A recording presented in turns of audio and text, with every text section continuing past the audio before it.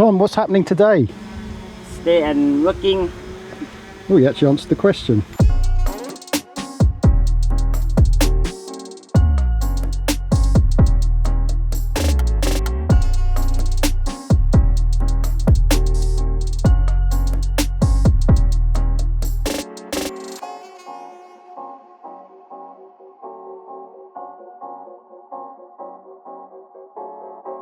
It's a noisy Monday morning here in the yard, and we have an interesting development. We thought we'd finish with Ton, but it turns out he's coming to have a look at a modification that we have decided we are doing to the Dodger.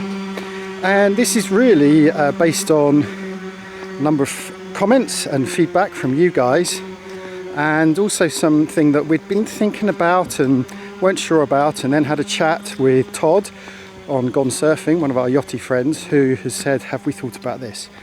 Let's go and see the Dodger, and we'll talk a little bit more about it. Okay, so we've now got Ton back with us. Here he is again, and that's because of you guys. It's because we've had a lot of feedback on the hard top, and one of the main things that's come back to us is, are you going to have a water catcher?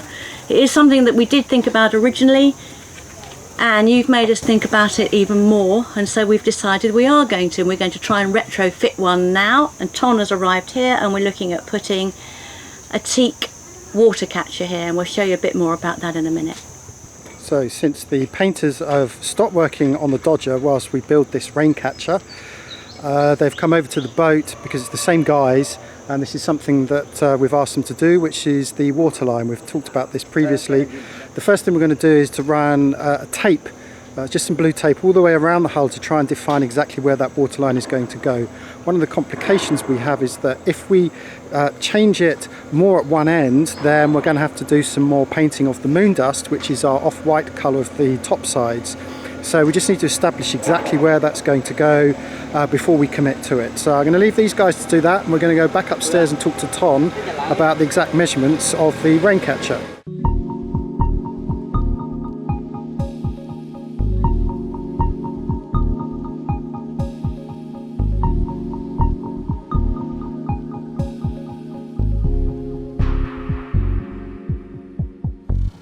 After some consultation with Ton, the carpenter, and the internet, we think we've come up with a solution for our rain catcher for our hard Dodger. Liz went away and came across a project that had been documented online by SV Galena. And SV Galena had ended up using 2-inch high, which is about 50 millimeters, rail all the way around as their catcher. And he thought that this was probably a bit overkill. He was recommending around about 1.5 inches, which is approximately 38 mil high. And so we've gone with his recommended height. We work in metric, so it's around about 35 mil high rail that we're going to use. We are probably going to use teak, and it will only be 10 mil thick. But what we plan to do is to route out the bottom of that and route a groove in the top of the Dodger and slot that in. So if you can imagine, I've just drawn a quick diagram here. You can see it's going to look something like that. This isn't to scale, obviously, but the idea is we route off 2.5 mil either side and 5 mil deep, and we'll drop it into that groove. That'll be epoxied in place with epoxy glue. We'll then cover the teak with epoxy resin. We'll then just build up the corners, just to taper the corners a little, probably with micro balloon and epoxy, and then it will be painted like the rest of the Dodger, so it'll end up with a high coat and the all-craft on top of that. So it will be contained within the top of the Dodger and should look pretty good. Let's see how we get on.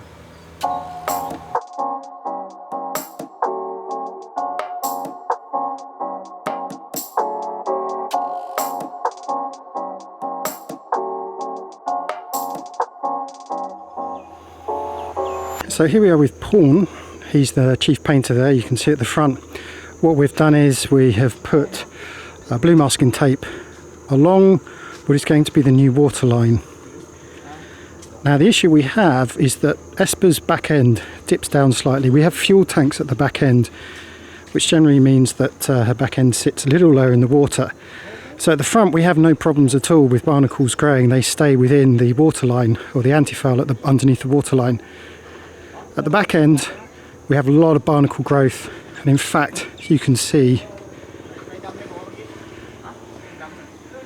we get barnacles growing pretty much all the way underneath where the blue tape is. So of course what we want to do is to end up with a straight line. We think we have it. We're going to get Ricardo over for another opinion, but Liz and I are pretty happy with that. So basically everything you see underneath that blue tape will become antifoul. The other question is, do we put another bootstrap in, the dark blue line above? And I'm inclined to say no. I think it will be too high for starters, and I don't see the point of it anyway. I've never understood the point of them. Perhaps someone could tell me. I guess it just gives some kind of delineation as to where the waterline should be, but I think we are going to just get rid of it.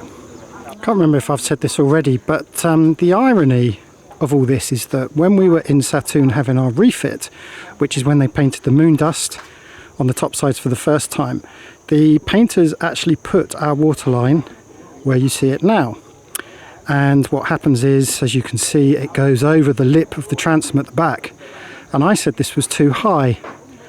So it's entirely my fault. The painters got it right first time round, and we've had to pay for that stupid mistake. So we've just had the painters up here. They're marking out on the deck, and particularly around here in the cockpit, the areas that need attention. We've got some areas where ropes and lines and various things have dug into the paintwork, so those really need thorough attention, and quite a lot around here. And in the cockpit we've just taken off the spray hood, so we've now got to take off some of the hardware as well, all of the hardware as well. It's going to leave lots of holes. That's what we're doing right now. So in order to take the hardware off for the old spray hood, this is bolted through the coaming. As you can see, Liz has the Phillips ready to hold that bolt in place whilst I go underneath to undo the nut. Now the only problem that we've had is that in order to get to that, we have had to take down the ceiling. It's quite cumbersome because it's very, very big. Every time we take it down, we lose the Velcro, so we're going to have to screw that back in, I should think, eventually. Anyway, underneath here, which you won't be able to see, but somewhere in there we go, those are the nuts that we have to undo. So we've got to undo each of those on each side. Probably the biggest problem we're going to have is that underneath this one is our shore power connector, and we've got to drop that. I'll talk a bit more about that later.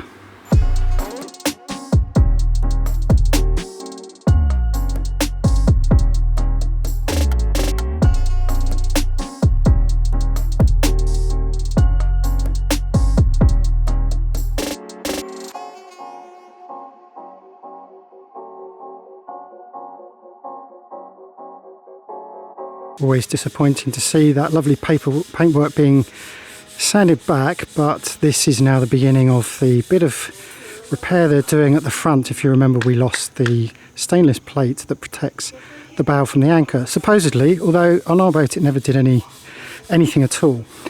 And when we lost it, it all bubbled up, so we're just taking that back now. He's sanding it back, and it looks like he may take, I know we agreed he's going to take the decal off and take it at least back to the end of the rubbing strake. So they're going to do the whole patch there. It's easier to do one big patch than it is lots of little patches. So I'll be honest, I never did like the decal of the Esper at the front there. It was a font we were using on our website, and I beefed it up a bit, and this is how it ended up. I don't really like the font, I'll be honest, so I'm quite glad to get rid of that. This is why projects on boats are always more complicated than you imagine them to be. We're putting a new hard Dodger on, as you know, and in order to do that we have to remove a whole load of things. So we remove, this is, you can see the bimini frame, that's just screwed in, so that's quite easy to take off. We had to take the spray hood off, so it meant removing those mounts. It's left around about 30 screw holes all around the coaming at the front here. The other issue that we've got is our shore power plug here is quite high up. Now the idea is that we're going to be running some kind of track to put our canvas on, and it's very high up, there's not much clearance there at all. So that's the next problem.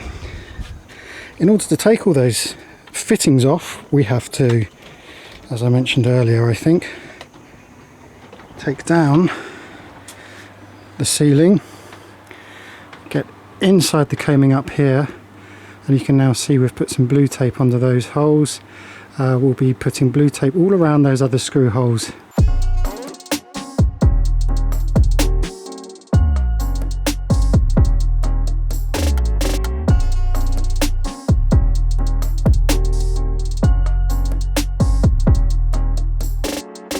Snack Lady has been. Snack Lady comes at 3 o'clock in the afternoon when they take a 10-minute break from their work.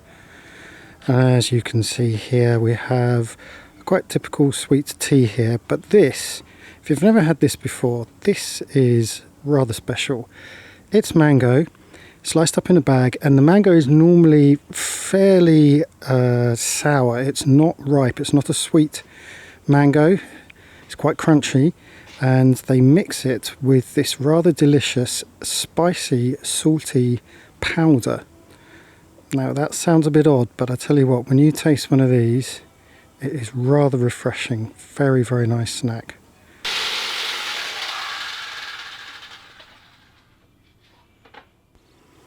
You know, we were lucky to get Ton when we did.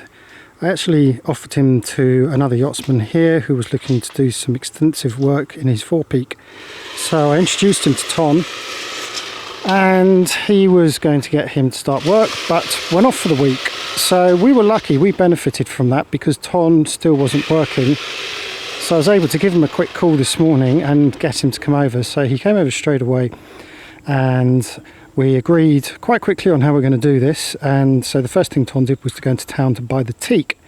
So he's actually only really been working since lunchtime, which is what, 2-3 hours now he's been at it. And I have to say, you've got to see how quickly this guy works.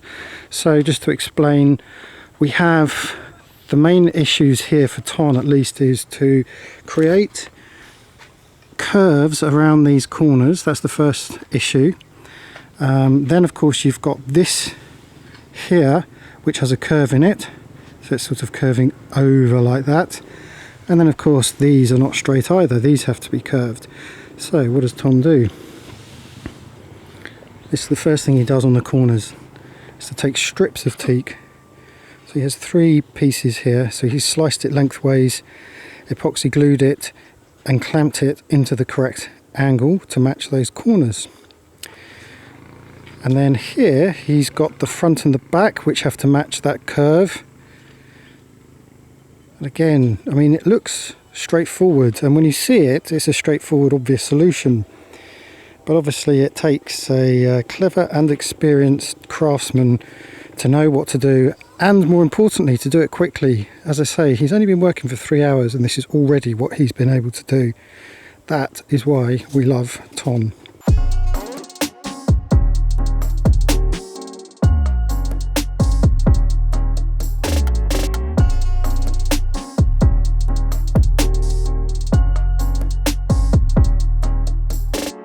Ton's back.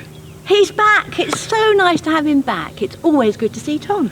It is. I think I have a little man crush on Ton, I have to say. He's just such a wonderful guy. Yeah. As we know, you're so familiar with Ton now, he's such a good worker. He works so hard. And I tell you what, I'm just doing a refit series in our blog at the moment. I'm up to part 3, which is the hull. And of course we had Ton then 5 years ago. We've known him a long time, and you can see in the photos and in the films just how switched on he is. He really is. Go and check out followtheboat.com for Liz's refit, retro refit look back. Yeah. Okay.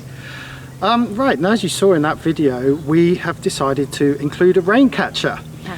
And I have to really thank you guys for this, because it was from posting up our original plans for the Dodger that a number of you came back and said, well, what about a rain catcher? Yes. So really, we have to thank you for making us think about it properly. Or actually nagging us, pecking away at us and saying you should be doing this. And of course, you made us rethink, and Yeah, two-way street, isn't it? Yeah, and I think that's one of the wonderful things about this whole YouTube experience is that it is a two-way conversation, and so it's nice to get your feedback and ideas as well. And there's obviously quite a few experienced people out there with some good ideas, so please do keep up the comments and the feedback. We love reading your comments, and as you can see, we actually do take on board some of your ideas. We do. A lot of very knowledgeable people who watch our videos, and we're very grateful for that, I think. Absolutely. Yeah. All right. So don't forget, comments below, like and subscribe to our channel. Yes, please like. It really does make a difference. Just tick the little like button at the end of the video. In the meantime, peace and fair winds. So Ton, you have bent this. Yeah. Yeah. Yeah. How many days? 20 maybe. 20 hours. Yeah. Yeah, so maybe 1 day. Yep. 1 day, yeah, 1 day to bend it. Yep. Yep. Okay. Maybe not easy.